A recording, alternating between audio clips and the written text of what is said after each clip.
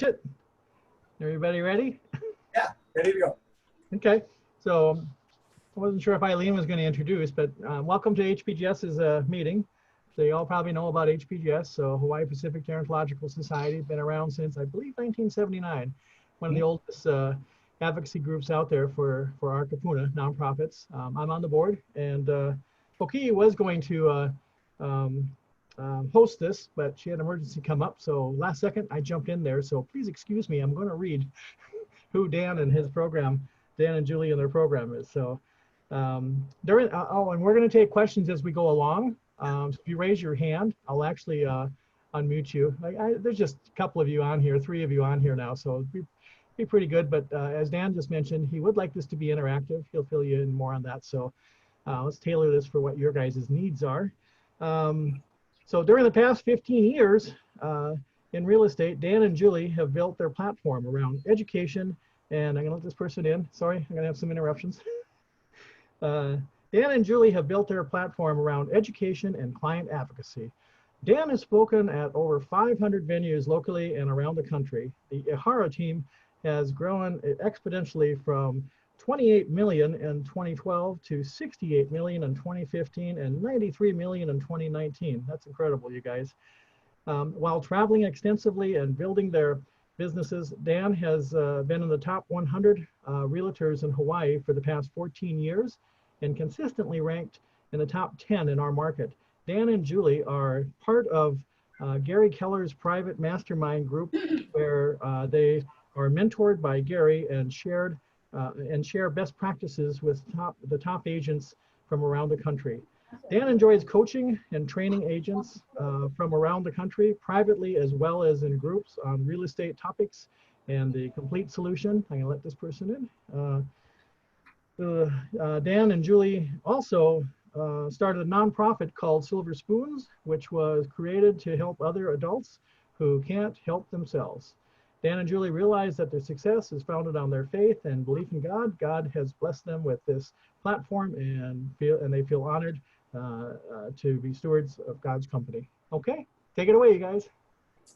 Oh, thanks so much, Rick. I really appreciate this opportunity to share. This is one of the areas of my life that we're very passionate about. We've been spending the last 15 years coaching, consulting, creating strategies for families and our kupuna as they go through life changes. You know, the way we look at it is, while we're in real estate, our real goal is to help people through the journey of life, right? How do we plan ahead so that we're being proactive versus reactive? Okay.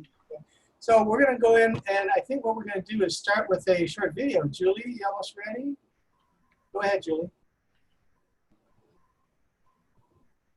Hi, I'm Anne, and I'm the youngest of 4 siblings. 10 years ago, my dad passed away, and we have been taking turns checking in on Mom at home. For a while, everything was okay. Mom was still independent, she seemed healthy, and she did not require much help. But recently, things started going downhill. You see, Mom's now 84. Although she thinks she can do things on her own, we all know she needs a little more attention.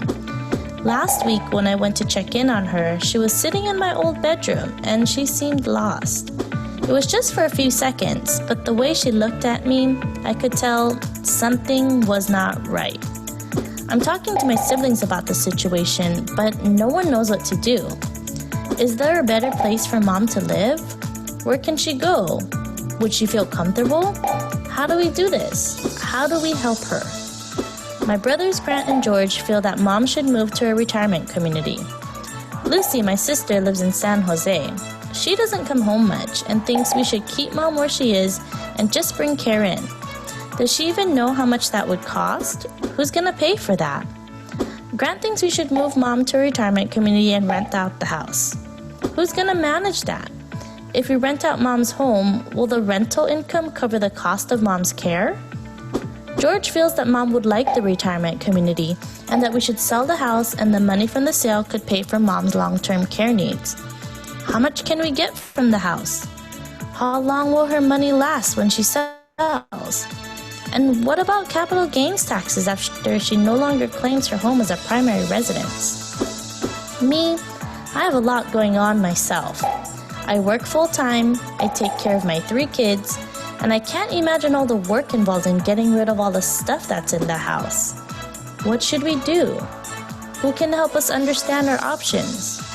Who can help us move Mom and clean out the house? Is there someone who can help us move forward and make sure Mom is taken care of?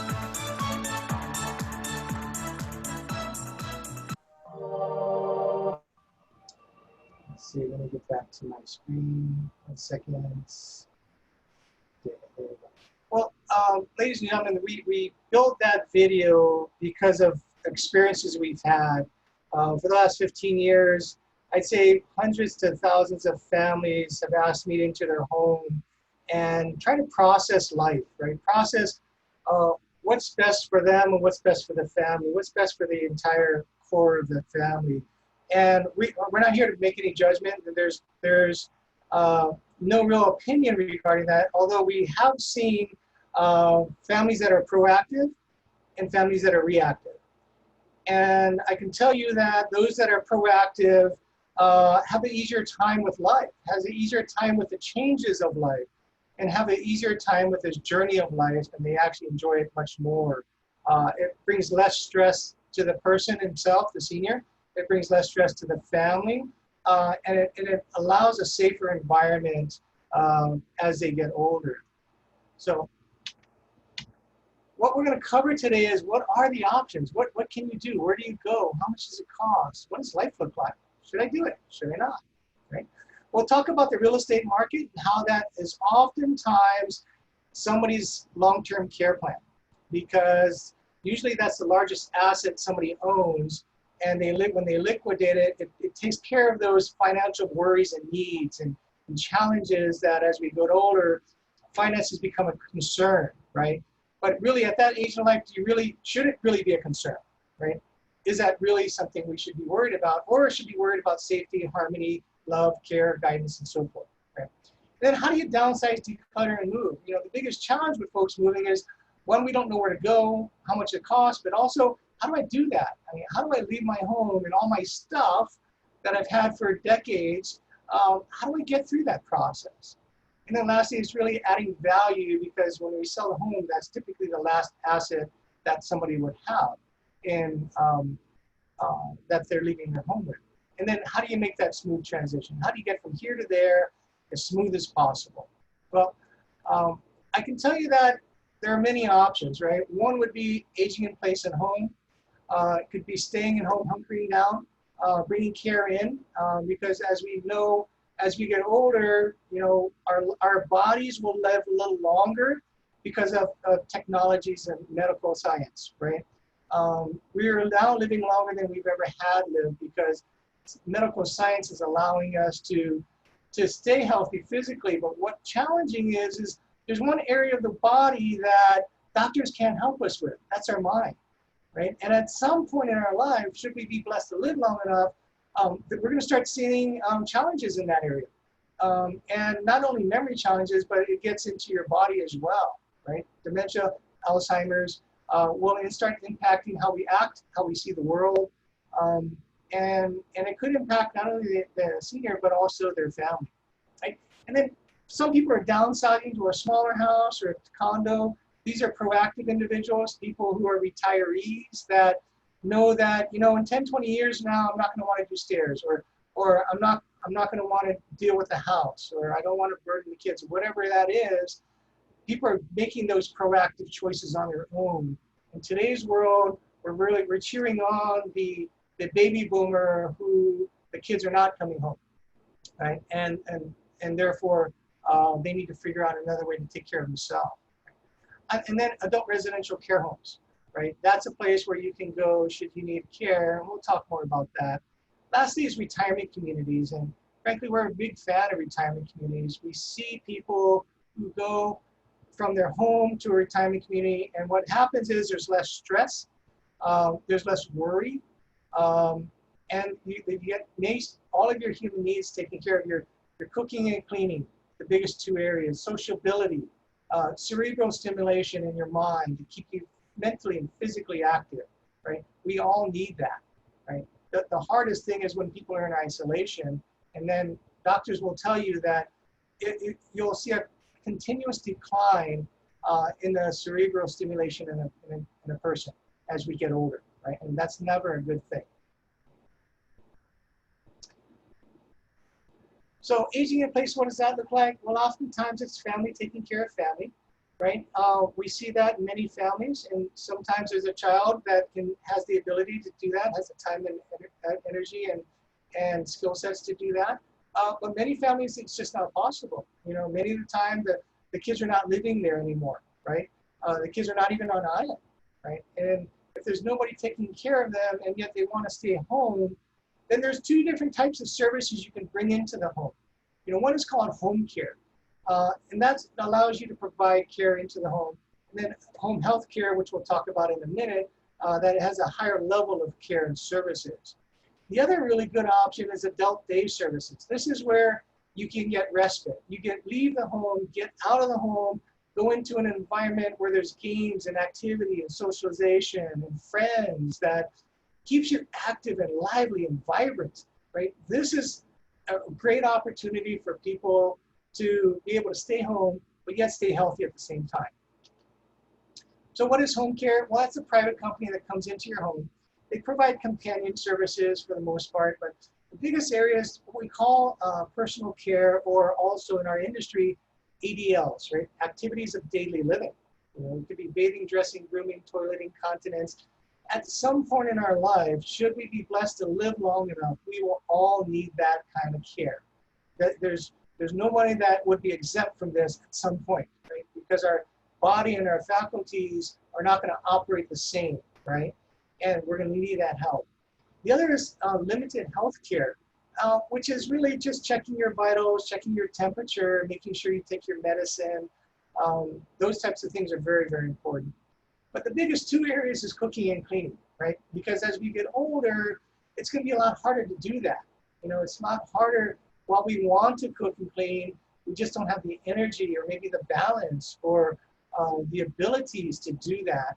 And it's not really safe to be able to try to do that and then have an accident show up, right? So these companies will come into the home, provide that kind of care that is so, so important for somebody who wants to live at home.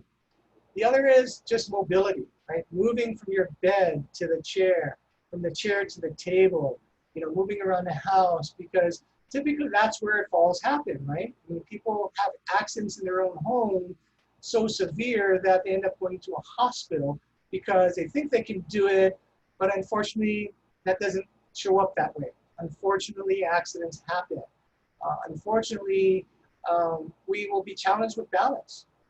And that's just inevitable. There's no judgment at all, but know that that's something that will happen as we all get older. And I think at some point we're going to have to expect it and we have to embrace it, right? And those who are willing to embrace the changes of life will typically live longer, a lot safer, and a less stressful environment. The last is transportation services, or going to the doctor or to the longest to get your prescription medicine, because at some point in our life we should not be driving, right? Really, at some point, do we really want to be behind a wheel when our reaction times are slower, our vision is not as good, maybe our hearing, our senses, our reactions are really important, and the safety of somebody in that car. But it's not only the person that's driving and passengers, but those in the road, right? Those that are just innocent bystanders, that accidents could happen, right? And so that's what home care can do. They can come into the home and solve a lot of these problems that, you know, frankly, it'll show up, and it's inevitable. Nobody's really exempt from that. Now, home health care is something similar to it. It includes all those home care services, and it's when you have an intrusion in your body. Let's say you have a tracheotomy, or you have an IV, or you have wound care. Okay? Home care companies will then stop service, will then bring in home health care. And many of you in the industry understand that, and many of you in HPGS actually provide these services. The thing that a lot of folks don't understand is that there is a level of Medicare reimbursement, but it's very limited. It's limited to, you must be homebound, it has to be prescribed by a physician, and it only covers up to 100 days per incident, right? So know that there is Medicare available, but that has limits. Now, if you have long-term care insurance, that's a really important thing to make sure, one, you keep paying it, and two, that your family knows what the account numbers are and who to call should you need that care. And our suggestion is, whenever you need the care, make the call, right? Because after you're gone, all of that premium payment that you've had, you've never reaped the benefits of it. So you want to reap the benefits of your long-term care insurance when you can, right? While you're able to. So what does that cost? Well, they roughly run you, generally speaking, about $24 to $30 an hour. Typically, there's a 4-hour minimum. And then home health care is running you on average $35 to $75 an hour, with 24-hour care could run you $15,000 to $20,000 a month. Now, should you need home health care that's $24,000 a month, $20,000 a month, there's other options for you other than your home. And the only time we actually really see people do that is when they have more funds than they'll never run out of money, right? But most of us aren't like that, right? Most of us have a limited amount of financial ability to move forward. And then adult residential care homes is another good option. So how do you know when it's time to move? Well, I'm really not here to tell you what the answer is, but I'm here to ask you some questions to help you maybe self-discover what's the best thing for you. Is your home too large now that the kids are gone? Maybe you have a 3, 4, 5-bedroom home, and when you look at the house, you only use 2 rooms, or 3 maybe the living room, the bathroom, and your bedroom, and now the home is just too big. Is your home or yard too much work to maintain? Maybe the yard's getting a little unyielding. Maybe the mango tree is getting too big. Maybe it's just the home is becoming a burden, right? Maybe that the energy that you want to spend, you don't want to spend in the yard, but you want to spend doing other things. Then maybe you may want to consider that as an option. Are you tired of cooking and cleaning? For those who at some point in our life get to a point where it's kind of just challenging, right? You gotta cook and you gotta clean. If I were to ask my wife, she would be the first one to raise her hand. Yeah, she's tired of cooking, cleaning, and she's not even that old. But we all will get to that level of time where it becomes a burden, not something we enjoy. And I gotta say, if life turns out to be something that we just endure, not enjoy, then maybe we ought to think of other options. Maybe there's another way to look at life and the journey that we're choosing. Does your home have too many steps? Many of our clients who are very proactive, we have clients in their 60s and early 70s and saying, I'm active, I'm okay, though, these stairs aren't going to be good for me in 5 or 10 years, and I probably should go somewhere before it becomes a problem. And I got to tell you a true story. A young lady, I say young, she was 83 years old. She stood about this tall, Mrs. Asato. She was the sweetest lady ever. And every day I would go meet her, and she would walk down the stairs to say goodbye to me. And one day I got the courage to ask her, I said, Mrs. Asato, tell me the secret in your health. What's kept you so healthy? And she said, Dad, I have 78 steps to get to my house. And she smiled, and then she stopped smiling. She said, yeah, but here's what you don't understand. What you don't understand is my friend, 3 doors down, same number of steps, moved in around the same time, about 50 years ago. And she fell on her steps, and she broke her hip. And she never, ever saw her house again. And she said to me, Dan, that's not going to be me. Accidents show up in life, and I know as I get older, there's greater chance of accidents happening. And I realize that I'm not invincible, and I don't want that to happen to me. So I'm going to make a move while I can make a move, while I'm healthy enough, while I've got the cognitive abilities to do that. And she was very smart, and she moved forward. And we helped her to retirement. Are you living alone and concerned about security? This whole section about how do I know when it's time to move came from one phone call from a lady who called me on a random Thursday. It was Thursday, about 3:30, and she says to me, I've followed you in the newspaper for many years, and I know you help people leave their homes. And she said, how do I know it's time for me to move? And I kind of chuckled and I said, well, I'm really not sure how to answer that because I don't know, number one, I don't know you. And number two, maybe we should sit down and talk about it. Right? So I go to her house one day and we're sitting on a round table and she has her son and her daughter and her son-in-law there. And I asked the kids, I said, guys, do you know why we're here? Now the kids were about my age, a little older maybe. And I asked her, you know, why are we here today? And they say, well, I don't know. Mom just said we should come and talk to you. So I said to them, well, the reason why you're here today is because I've asked Mom to call you. And the reason is your mother called me and she said she doesn't know what to do. You see, Dad passed away 6 months ago. She lives in a big house in a quiet neighborhood. And every night she hears noises. And when she hears noises, she gets scared. She's in a home by herself. She was, 85 years old. She was scared. And she said, but Dan, when that happens, I can't sleep at night. And then during the day, I have a hard time staying up. And so my sleeping pattern is really not good. And so I said to the kids, I said, well, you have a couple of choices. One is you can bring care into the home.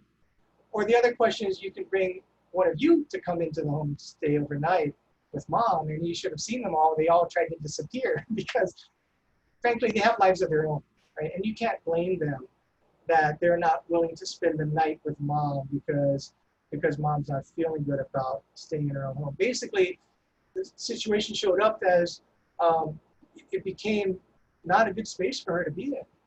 And that's why we started this whole question is, how do we know when it's time to move? And if any of these situations resonate with you, maybe we ought to have a conversation. Maybe we ought to talk about other options. Maybe there is a better way to enjoy the rest of your life and enjoy this journey that we all end up going through. So would you like to make your own decisions about where and when your next move will be? And this is a really tough thing that we've dealt with. While I'm a realtor and our team sells real estate, we do much, much more than that. We help people through this journey of life. And there's going to be people that are proactive, people that can say to themselves, I understand where I am today, that I know in 5 years from now, 10 years from now, the house isn't going to fit me well. I'm going to need care. Or my memory, I can sense it. My memory is starting to go. I forget, more forgetful. That could be a concern because I've seen my aunties and uncles and other people around me go through that, and I wouldn't want them to have to go through that. Or there's a reactive person. Someone says, I'm just going to hunker down and hope for the best. And I can tell you that road's a bumpy road.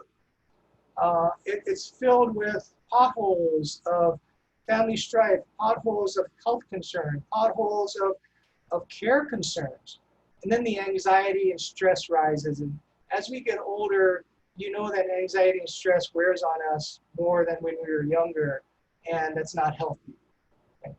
So many of you know what the Office of Public Guardian is. We've been serving the Office of Public Guardian for going on a decade now.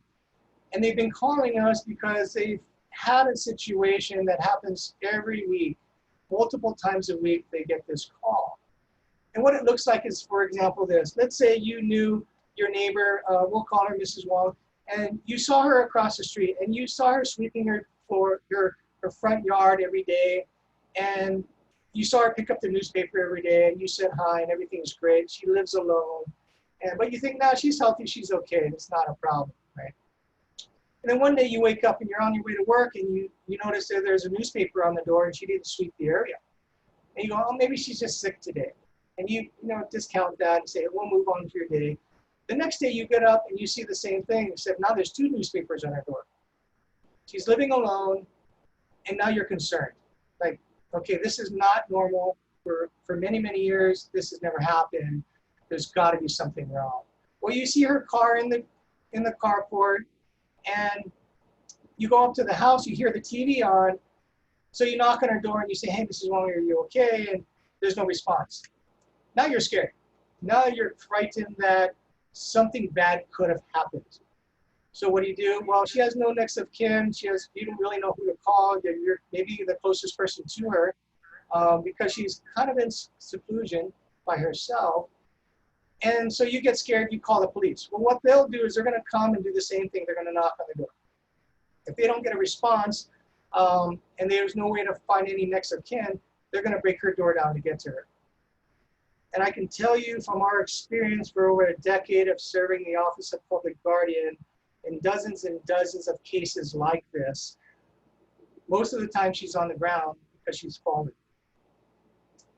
Some of the time, she's expired. And that person was a reactive person that didn't see it coming. And it was a natural thing where she just fell down, a bowl dropped on the ground, she bent down and she hit her head and she couldn't move. And there's cases like this time and time again. The worst case we saw is where a husband and wife lived in a house together. The husband had dementia. I'm sorry, the husband was healthy, of sound mind and body, and the wife had severe dementia. The husband one day wakes up and he has a heart attack in his hallway. And his wife held her husband for 3 days. She didn't know what to do. She had no one to call. And then after the 3rd day, she starts walking around the apartment complex. Neighbors saw her and said, there's something wrong. They go to her house and they saw the body on the ground with liquid all over the body and the feces on the ground.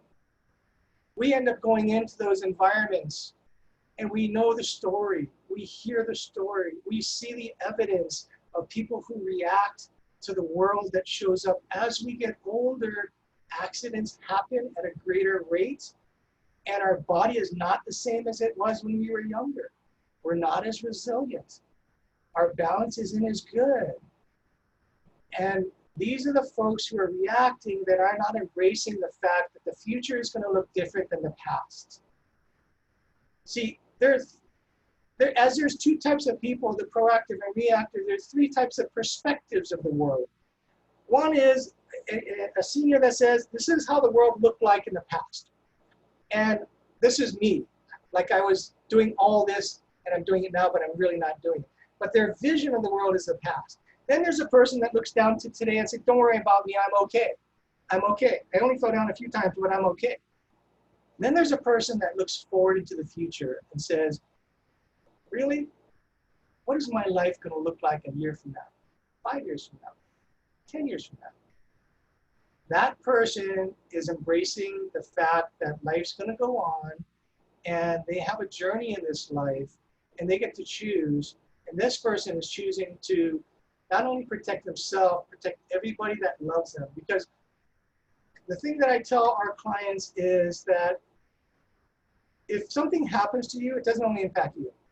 That impacts everybody you love. It impacts everybody that knows you, anybody that loves you. It's going to impact their world. And is that something you really want to go through? And we're not here, there's no judgment. I'm just sharing experiences of people who are proactive or reactive, and people who are looking in the past or the present or the future. But I can tell you the heroes of the story are the people who are looking in the future, because they understand what it's going to look like, and they're proactive, and they're preparing themselves and their family for what's inevitable, because we're all going to one day leave this planet, and some of us are going to leave more gracefully than others. And my prayer and hope is that those that you talk to in our industry, if you're talking to somebody that's in a situation, in particular if they're living alone, have a conversation about that. And I'll be happy to sit down and share that. And we have these conversations every single week. And we cheer on the heroes of the world, these people who have done such great things in the world that are now planning ahead for the future, because they know what it's going to look like. So if there's any questions, feel free to put it in the chat box, and I'll be happy to answer that. Well, again, there's a lot of folks that are taking their home, they're selling it, and they're buying something smaller, moving to a condo or a townhouse, something more manageable for where they are in life today, right? And what happens is it's a better use of that asset. See, the asset that most of our clients have, especially if they bought it a long time ago, is the largest asset they will probably own. and it created great wealth for them based on when they purchased it. Very common to have a person that bought a home in town for $25,000 and now it's worth over $1 million. But yet they feel they have no money. Right? Well, the money's locked into the asset that they're living in that may or may not be fitting them well. Okay? And it's a lot less stress and more manageable living in a smaller environment. The challenge comes is if way too long, it's too hard to do that. It becomes more challenging. You think about it, when's the easiest time to move? When you're 50, 60, 70, 80, or 90, right? Well, obviously it's going to be when you're younger. So why do we wait so long? Why do we wait so long until we're reacting to life's changes? And then the burden shows up. And unfortunately, that becomes a reactive individual. So there are many choices out there in retirement communities, right? We're going to talk about them in two categories. One is called month-to-month rentals. The other is called CCRCs, or continuing care retirement communities. Well, this first section, month-to-month rentals, there are 5 large ones out there. Pohainani sits on the windward side, beautiful campus, Henry and Jeanette Weinberg community. They have vertical living on an independent living, and then assisted living. They also have cottages around the perimeter. Beautiful, lush environment to be in. You know, when you're in those units, because we have clients in all of these, I've been into one of those units, and man, the views of the coral hour are spectacular. Especially after it rains. Each one of those ridges or waterfalls, it's majestical to see. So Pohainani is a place where a lot of folks who have spent some time living on the windward side enjoy, because they're used to that kind of climate. Kalakaua Gardens is the newest of its kind. It sits on Kalakaua, Alka Kapiolani Boulevard. And they have a unique model where it's a relatively square building. All the units are around the perimeter. Then the inside is like 2 living rooms that are kind of connected. So you've got common area and private space as well. Now, Pohainani and Kalakaua Gardens are the only 2 that what we call have a continuum of care. A continuum of care means you can stay there and they're licensed to provide care from independent living, assisted living, skilled nursing, all the way to hospice. So if you have the financial ability to cover those expenses, you can stay there forever until your demise, right? And you'll never have to leave. So that's one of the benefits for those 2 models, right?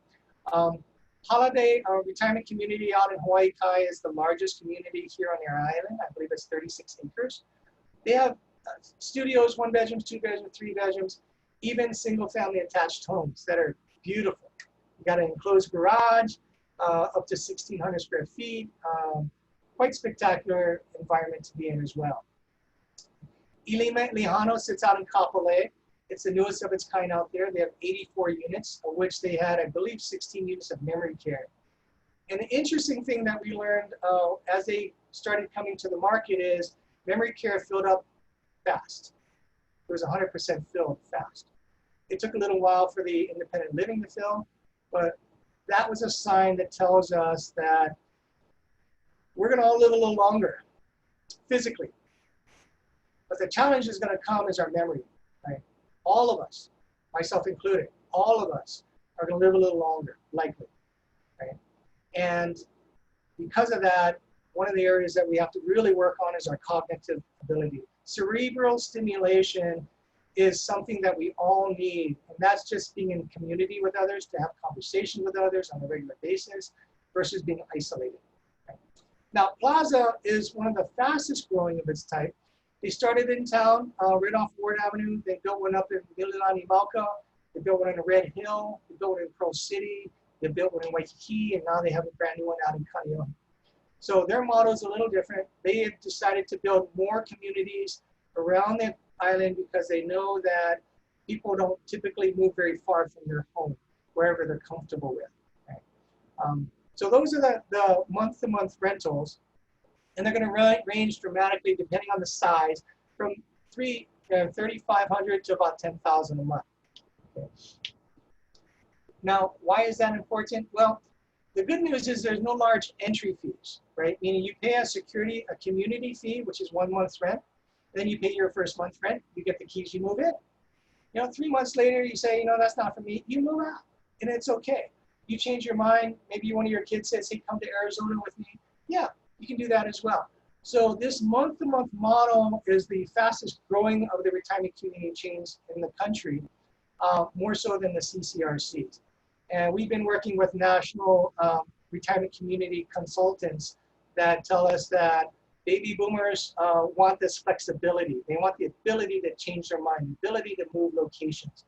And that's why the month-to-month rental model is more popular than the CCRCs in the rest of the country.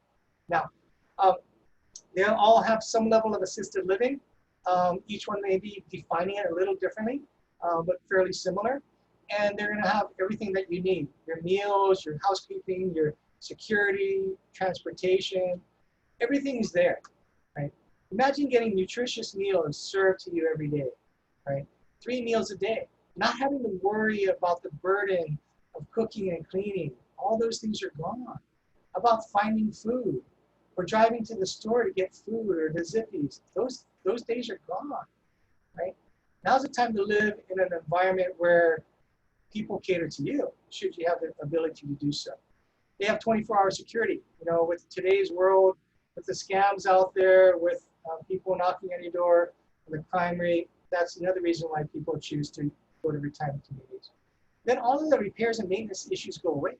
And you don't ever have to worry about stuff. You pick up the phone and you say, hey, there's a problem, they fix it for you. Right?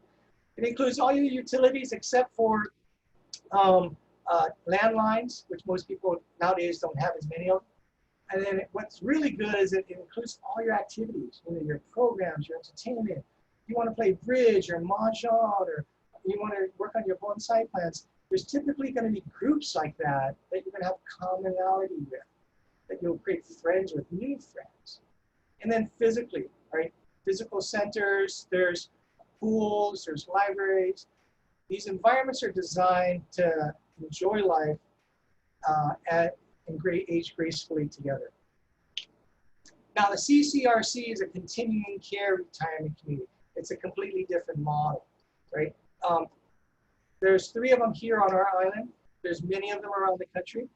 And Kahalanui, when they came into town in the 90s, they really set the bar for luxury living.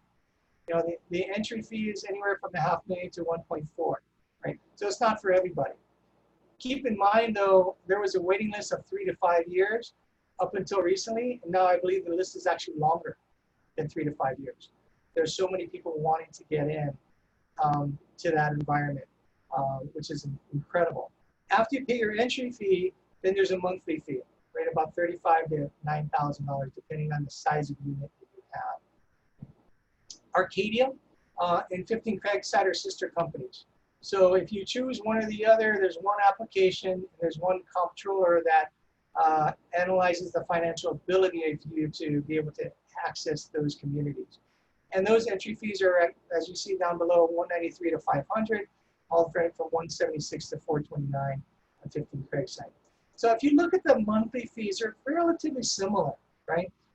And people are concerned, well, that's a lot of money in the entry fee, and that's a lot of money. Absolutely, I'm not discounting that at all.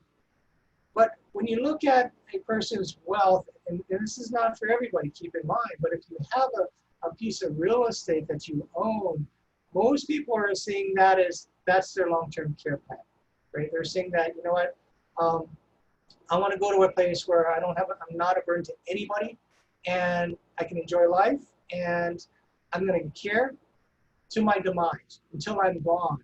This is it. And I see it, and I really applaud folks that are looking down the road to what life will look like in time. Right? And these are great options for people as well. Now, the difference between the 2 models is they give you a life care agreement here in Hawaii. These 3 will give you a lifetime agreement that says they're going to guarantee take care of you for life, even if you run out of money. Even if you run out of money. Now, they're pretty smart, right? They're going to know that you're not going to run out of money because they're going to do a financial review to make sure you don't run out of money. And basically, there's some metrics that they use. They know based on actuarial lists that determine your lifespan based on your situation, and they're moving people in based on that. Now, they're going to do some health benchmarks to make sure that you're healthy enough to do this. And keep in mind that all 3 of these communities, they're all full right now. I mean, there's maybe a unit or two available, but last I heard, there's even Arcadia was full. We have a person waiting on the waiting list there as well. And if they already gave a commitment to all these other people that said they came in independent, that they're going to take care of them for the rest of their life, but yet they only have a small ability to serve assisted and skilled nursing, what that tells you is that if you cannot walk in to those places, that option is probably not going to be available. It probably won't, because they're committed that assisted living and skilled nursing to the people that are already in-house. And there's too many of them there. So they can't take somebody who walks in that needs skilled nursing and assisted living. At that point, if you're not able to do, if you're not independent, this option will probably not be available to you. So we tell clients, if this is an area, these three developments, if it's something you truly desire to be in, get on the list and move in as soon as you can. Because at some point, that option is not going to be available. Okay. Now, the price and cost all vary based on the size, the floor height, where it's positioned in the unit, as well as if it's one or two people. Okay. So that's the continuing care retirement communities. So if you move out of the home, what do you do with it? Some will rent their home. Not very many, out of probably 1,000 or 2 clients, maybe 3 or 4. The only time people rent their home is if they know they'll never run out of money. As long as they know they'll never run out of money, yeah, I would say rent your home, right? Which isn't too many people that have that ability to do so. Some are going to pass that on to a family member, and I say be very careful if you're considering doing that, because if in the event a mother gave her property to her son and she bought it at $25,000, the son has then absorbed her cost basis of $25,000, which means whenever that person sells it, they're responsible to pay the capital gains tax of the gain, which is enormous, right? So our suggestion is to keep it in your trust.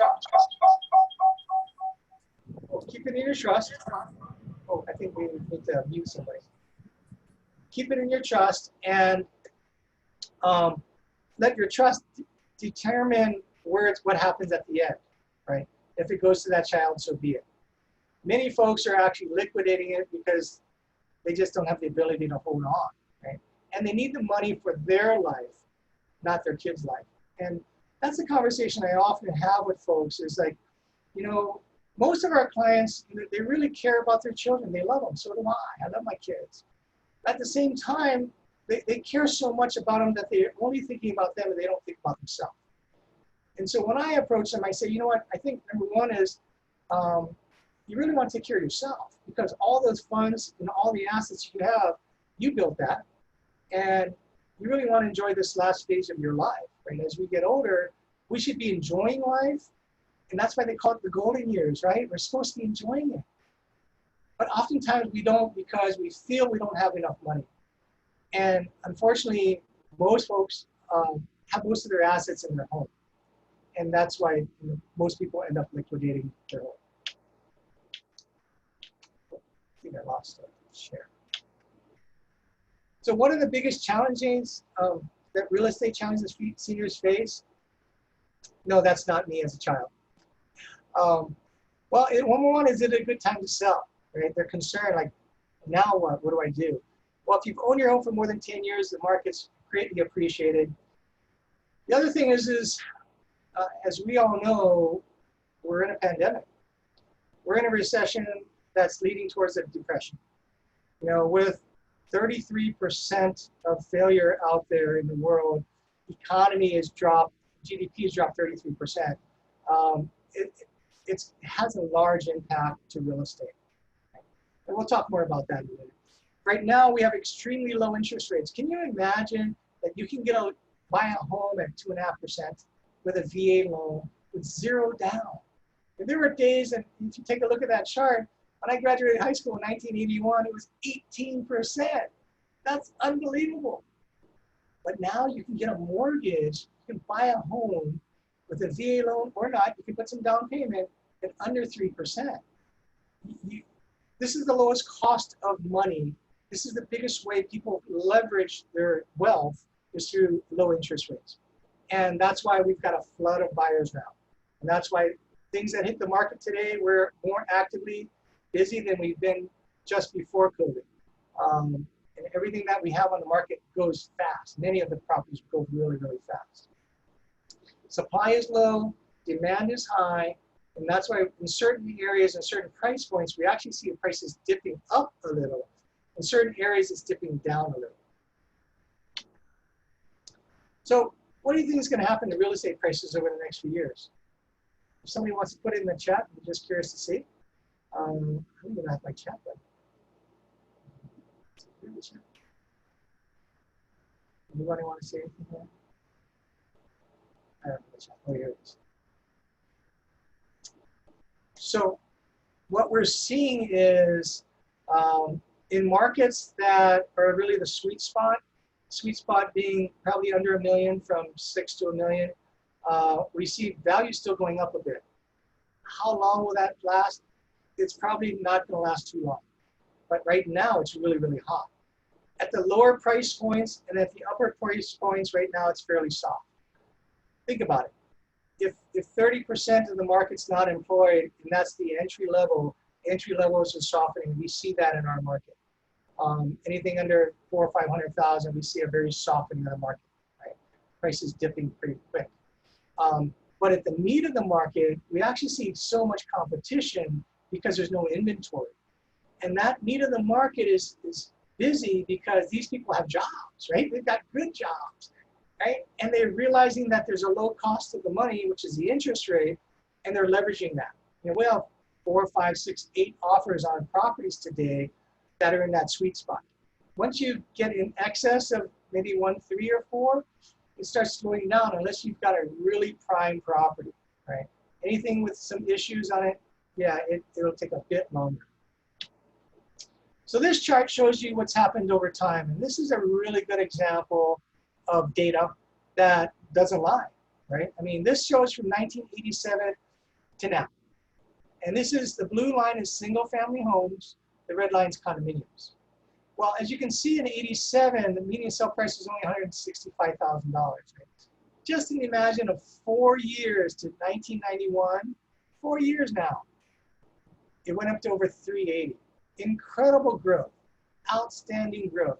This is because the Japanese came in and are building people in cash. What happened after the peak? Well, we saw a decline.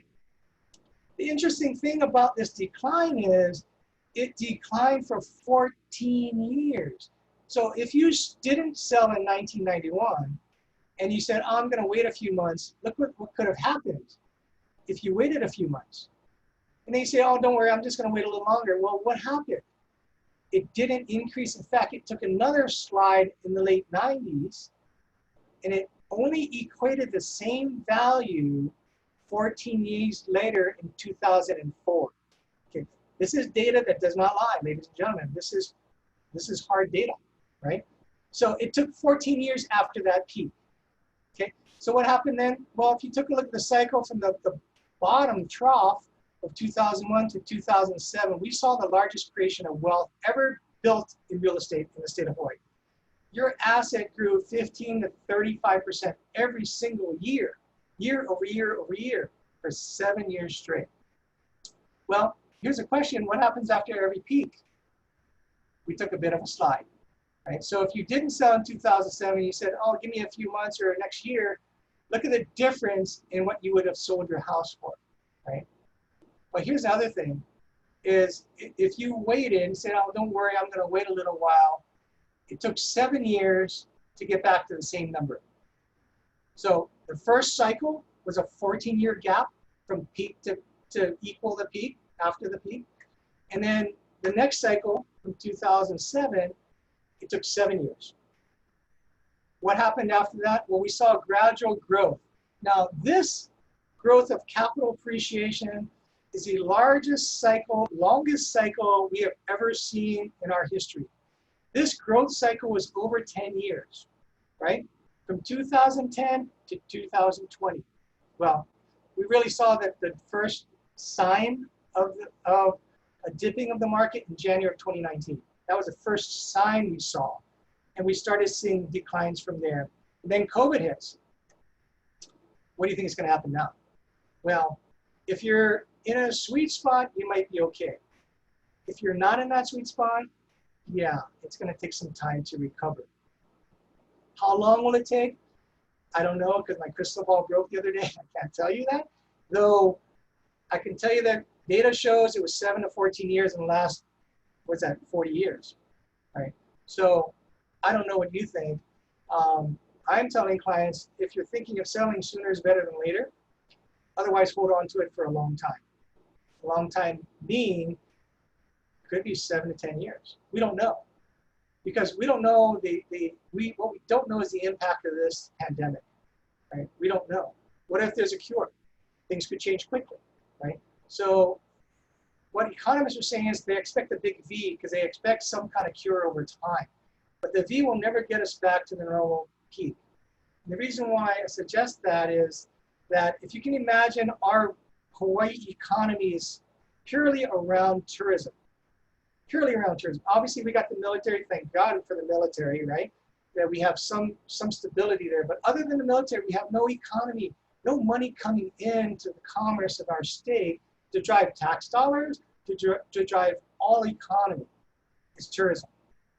And when you go to Waikiki now, because I go there every day because I surf and swim, hotels are closed. And I can tell you that because there's going to be a segment of the world that says, I'm never going to travel because I'm concerned. Then there's some people that says, I'll travel, but maybe not as much because I'm concerned about my health and the health of my family. And then there's part of the business world that won't be traveling, including myself, because there's no need to today, because of Zoom, exactly what we're doing today, right? We can conduct business almost face-to-face with technology today. Today's world is completely different. The world that we knew in the past will never come back today. We are in a new normal. And people are going to work remotely. And so they're looking for homes that have space because they want a home office, right? They want to live in a safe environment. And that's what we're starting to see today. So that's the history of real estate in the market as we see it based on data from the board. And if anybody has any questions, I'll be happy to answer. So if you're thinking of selling, what we always say to people, understand that your primary residence is the last asset you own today that the IRS will allow you to take money out with zero capital gains tax, up to a certain limit, up to $500,000, husband and wife living in the property, right? So if you've lived in your property 2 out of the last 5 years, you can take $500,000 out, husband and wife living on the property on title, $500,000 with zero capital gains tax. To my knowledge, and ask your financial planner because they'll probably tell you the same thing, that there's no other asset you own today that you could sell other than cash that you could sell and not pay capital gains tax. Doesn't exist. Now, this law is on the books today. But my question is, if the government is starting to give all this money out, where do you think they're going to get money from to pay that? My guess is this law will probably not be on the books the rest of my lifetime. It probably won't, because the government has to kick money somehow. Where do they want to take it? They'll take it from people who are gaining money, right? And that's the capital gains tax. Now, this is the last asset somebody owns that they can take money out with zero capital gains tax, up to $500,000. Okay. I had this conversation yesterday with a client that's going to Kalanui, and they say, "Oh, I'm just gonna leave my house, and then if I don't like it, I'll come back." I said, "Oh, okay, that's great. Well, here's a question: how are you gonna pay for Kalanui?" He said, "Oh, I guess I'll just call my financial planner." I said, "Do me a favor, ask your financial planner what your capital gains tax liability will be, and see if that really makes sense for you. Because if it does, then by all means, please do that. 9 out of 10 times, it's probably not going to make a lot of sense. Because you're going to pay tax on dollar number 1 that you pull out, versus on your home, you get $500,000 tax-free, and then you pay tax on the next dollar, right? So that's why people are understanding that this law that's in place today is probably the best thing for us, and I'm not sure how long that's going to last. Right? Now, if you have an investment property, that's something you did not live in 2 out of the last 5 years, then you're going to pay capital gains tax or anything beyond that exemption number, right? So the way it looks today, it's 7.25% at the state level. The federal government's going to take up to 20%. And then if you have your adjusted gross income is greater than $400,000, that calendar year tax year, there's another 3.8% on top of that. Yes, that's going to be a big burden, right, if you sell that. So there's a law that put in place, it's an IRS tax code, Internal Revenue Code 1031, that allows you to defer your capital gains tax on an investment property that you did not live in, as long as you buy something equal or greater than that asset number. And there's a whole class that we talk about that we help our clients create a strategy and helping people create a legacy with their real estate. Many of our clients are looking at, how do I create generational wealth? How do I pass on the wealth that I've built over the years to future generations in a way that I'll minimize tax? This is one way to do that. But we always ask that you see your CPA, because they're the ones that will have to help guide you through your tax consequences. So the typical scenarios, you've lived in a home a long time, you collected a few things, you start clearing clutter, but man, it just doesn't seem easy, and you kind of get stuck. You try starting and stopping, and it's just not working out. Then you get stressed and overwhelmed, then you put your hands up and oh, no sense, yeah? I'll just stay here, because it's too much work. That's really common. So over 10 years ago, we started a company called Senior Move Managers. It was really designed to help older adults downsize and declutter. It started by actually my first listing, where we actually helped an older client take 6 months of helping clear her stuff out of her home, to realize that there's actually an industry and a system that you can build. And now we provide that level of service. My niece runs the organization on the operational side and has done a fabulous job helping over 800 families move from where they are to where they're going to go. And it takes a big heart to do this. It takes great coordination, great compassion to do this. And our team is just outstanding and fabulous. The level of service they provide, but more importantly, it's the journey. They really allow families to enjoy the journey. And it's one of the coolest things to see is, at the end of the day, you're getting a hug every day. Maybe not now in today's world, but they're so greatly appreciated by our clients, but the level of service that we provide, which is really moving them from where they are to where they're gonna go, right? Or staying in their place, aging in place as well. So what does that look like? Well, our team plans and schedules and coordinates all the details of the move, right? We help them downsize, declutter their personal belongings. We help them decide really what they're gonna take. And we say, your house has only 4 piles of stuff in it. It's called, the acronym's called SORT: sell, offer, retain, and toss. Everything fits in one of 4 piles. And so what we do is we help them really, the goal is to remove everything off the property that they don't want, or they're not going to take them with them, through a process of self-discovering what they can let go of. The biggest challenge is detaching from our personal items. And they're just so amazing human beings in our organization that provide such great care and love to our clients, that constantly getting positive reports and raving fans of people saying how much they've appreciated the level of service that our team has provided. We help create floor planning. As you see on this chart, this is an example of, I believe this is a 15 Craigside, where we'll go in and measure the space. We'll put each space in a 1 block is 1 square foot. We know where the outlets and the cable is. Therefore, we know where to put your stuff, right, with furniture. We start with the big items. We go down to the smaller items, right? We decide if you're going to take your furniture or maybe help you buy new furniture, something that maybe fits better. So we can help coordinate all of that information for you. And then schedule and oversee the packing, moving, and even unpacking, and then setting up the home.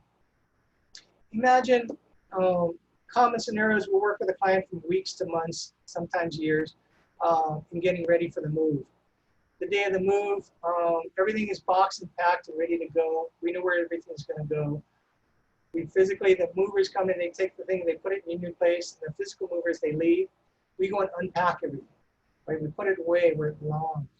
Put the pictures out, set the computers. put everything away, and remove all the packing supplies. At the end of the day, you're completely done. It's called the complete solution. And our organization and team is just so good about helping people go through this process that it changes lives. It really changes lives. We had 2 sisters that came to us.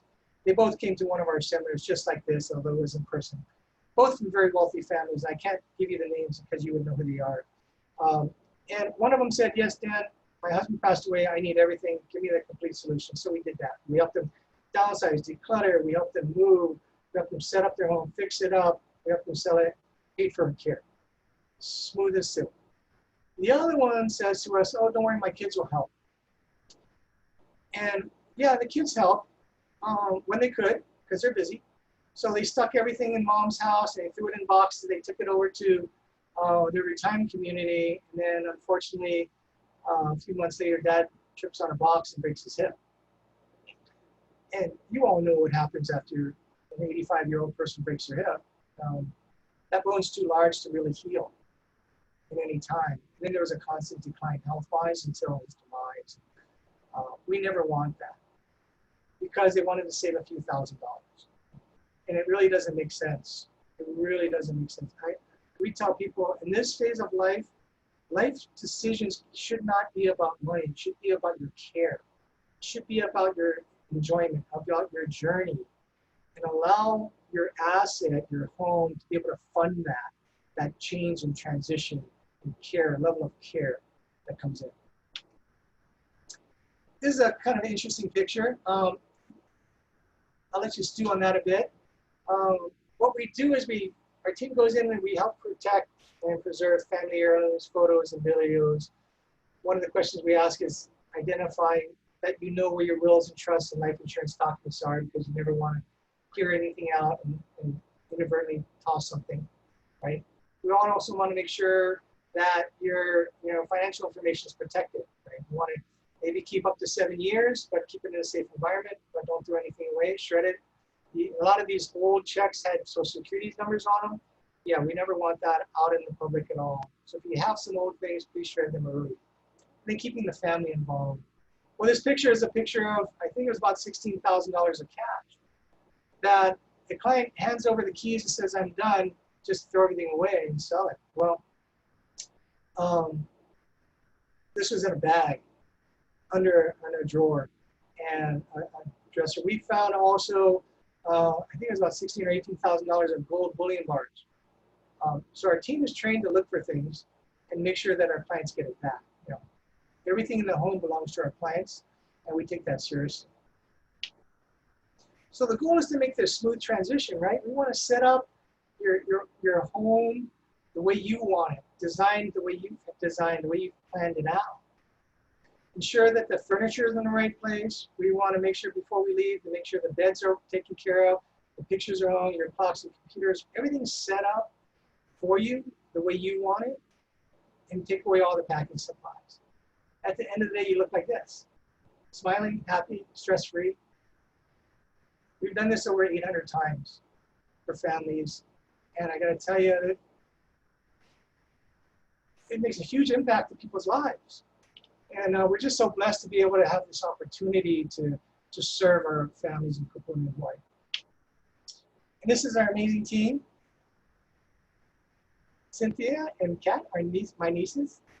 Sherry's, all of you know Sherry. This is Sherry's daughters. They're amazing. And they just have so much character, but they're very, very organized as well. And then John over here, he's like just a big bear. He's just so lovable. You want to hug him, but he's really strong too. So after somebody moves and they says, you know what, okay, I get this. I'm going to move and I don't want my house anymore. I don't want to rent it. Let's get rid of it. And then let's find a way to use it to pay for care. Then our team comes in and we make it look as good as we can. We have a large team of 29 team members that we all work in sync to help people get their home ready for sale, because that's the last asset. We want to try to get as much money for them as possible. So we have tried and true vendors that can do anything from curb appeal to painting and flooring kitchens and baths, and even staging that we can help with. Oh, somebody asked a question. What does SORT stand for? Thank you. Sell, offer, and retain and cost. Cool. So here's our team. We have a team approach. My role is to create a strategy and a plan and I oversee, and just take the years of my experience to understand. We have to look at who the buyer could be and how do we appeal to them, right? And then our listing manager team, they go in and they make it happen. They coordinate the vendors and manage those vendors. We get estimates, we make sure the work's done properly. Right now we have, I think, 5 projects now that we're gutting a couple of condos from floor to ceiling. Actually, we had 2 of those, and then we have some smaller ones that we're just doing some minor repair work on. But we have vendors that can do this, and we hold them accountable to that work. Getting it ready for sale, and then it's really about managing the staging and photography, the global marketing reach that we have, as well as getting eyeballs on your property. Then we schedule the showings and the open houses, and we get your feedback every week. Then once the offer comes in, we have a chief negotiator. This is a very unique role in our industry. Kaleo Fong, he's a licensed, he's a licensed attorney on our staff, acting on behalf of our clients to help you get the best price and the best terms available. And what he does, he's focused on contracts and due diligence about the buyer's agent, and the lender, because that's where failure shows up. So there's a lot of things that we do that aren't really customary in our industry that we do from best practices that we've taken around the country that allow us to have a smoother transition, a smoother closing for our clients, which means less stress at the end of the day. Here's some fun pictures. Here's some pictures of a home that we had cleaned up a bit. Right? Curb appeal, painting. Painting can make a huge difference on how the buyers see it. Now keep in mind, today's world, people shop with their cell phones, right? What are they looking at? Oh, they're looking at pictures. How do the pictures look? Is it like the one on the top or the one on the bottom? Right? Here's an old kitchen that was dated. What our team did is we came in, we changed the countertops. But because the cabinets were solid wood, we just had them painted. We put new knobs on them. We somewhat modernized it. We put a new sink, new backsplash, all the appliances, and we were able to sell that very quickly. See, today's buyer, typically husband and wife, typically both dual incomes, who are they to trust, and how much does it cost to do, right? And so there's a lot of mysteries. So people want them that are move-in ready, and that's what we're able to do. This was over in, where was this? Royal Summit, nice area, dated bathroom. We just had it glazed, right? And it ran only $1,200 versus $25,000 to cut the entire place. It was a large bathroom. Staging matters because it helps people envision where things are going to go. It also brings a little level of emotion to people that makes them feel good. We have a saying in our world, logic makes people think, but emotion makes people act. Well, we want to touch the emotion of a person's and they're moving forward in the way they want to buy. And so we built a company called Stage Hawaii a couple years ago, and we now stage homes at a fraction of the cost that it would cost on the open market for our clients only. Again, we have a wide breadth of marketing. That's my background in sales and marketing. We have an operations manager who's nationally recognized in marketing around the country. And we do professional photos, drones, virtual walkthroughs. We now do walkthroughs virtually on every one of our properties. So if somebody were to say, well, what do I do now, right? What are the steps? Well, I think the first thing is to really understand your situation, right? And really talk about what are the challenges? What are the challenges of where you are with the life you have? And what is the future going to look like? What's life going to look like next year? 5 years, 10 years down the road. See, when I had this conversation yesterday, just yesterday with our client, because they were on the list of calling away, and they declined it a couple years ago, their name came back up again.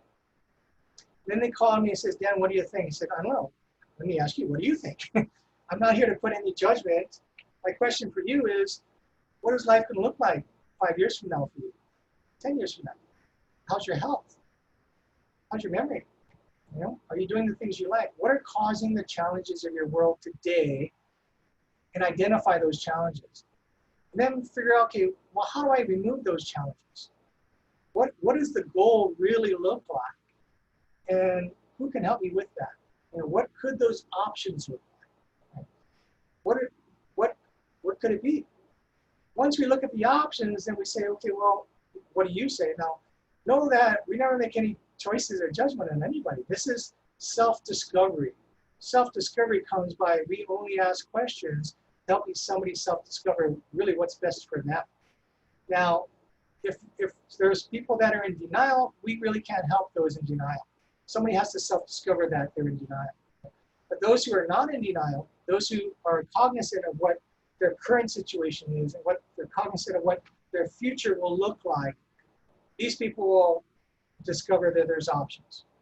And then we sit down and we say, okay, what are the best plans for you based on your time frame? Who can help with the process? And create a roadmap for your future success. We have another saying in our world is no one succeeds alone. That's why we have a team concept in everything we do. We build organizations that help folks create the life that they want, the life that they deserve, the life that their family would choose them to have as well. So at some point, if somebody wanted to, all they have to do is let us know. And what we do is we sit down and create a strategy session for them. In wrapping up, for what we built over the years is we started in real estate 15 years ago. Very quickly, we started helping seniors. And we started senior move managers 10 years ago, which was also Declutter Hawaii. And people said, well, I have investment properties. What do I do with it? So we started a property management firm. This is going on 4 years ago. We have about 150 doors we manage, and that's growing now. We built Stage Hawaii because staging was really important and people didn't want to do it because it was expensive. We built an alternative for them that we can control the costs and allow them to reach their goal. And lastly, we built Silver Spoons, which really completes the complete solution. It's our nonprofit that's really designed to help our older adults who are without means. Many of our clients have needs, but there's over 16,000 people in state housing today that are not within means. And so our goal is to help them through their journey of life as well. Oftentimes it's just allowing them to stay there and stay safe, right? Keeping them where they are, providing that level of cleanliness and safety, but also building their dignity in themselves, because at some point, as we get older, we feel as though we become irrelevant. We feel as though the world's passed us by. And just by sitting and talking and allowing people to share their stories brings relevance to their life. And we really want to capture and bottle that for future generations. And this all started by my wife having a call to really help do this and really touch those who are unfortunate. And so we're really called, we believe by God, to help folks who cannot help themselves. And because we have the experience and the means to be able to do so, we've been doing this at a very small level, and we're looking for help in that area. We have other webinars. I think you guys can see that later. That we've been doing. If you know anybody who has investment properties, it's a building one through 1031 exchange, and then anybody who's becoming a successor trustee, planning ahead matters.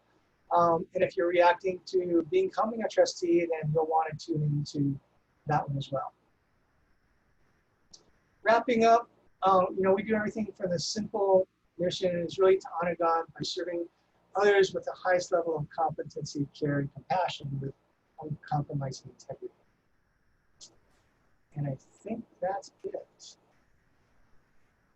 Any questions? This is just information. If you want to learn more about us or any other webinars, if you go to our Facebook page, every one of our classes is saved there. So feel free to pop in at your leisure from your home. But yeah, feel free to let us know if you have any questions. All right, Dan, thank you very much. That was very useful. We only have a couple people on here. I don't know what left here. No I don't know worries. if anybody else has questions. Mine was the short one. I like that acronym. Yeah. Anybody have questions out there that they would like to ask? Okay, well, if not, you pretty much wrapped up, Dan. Sounds good. I think you did great here. So we've recorded this, so we will, I'll stop the recording here, and then we will post this on HBGS's website. So if you know folks that want to see this later that weren't able to make it, we'll get it on our website so that it's available. Okay? Great. Appreciate that. All right, thank you. Thanks so much. Take care.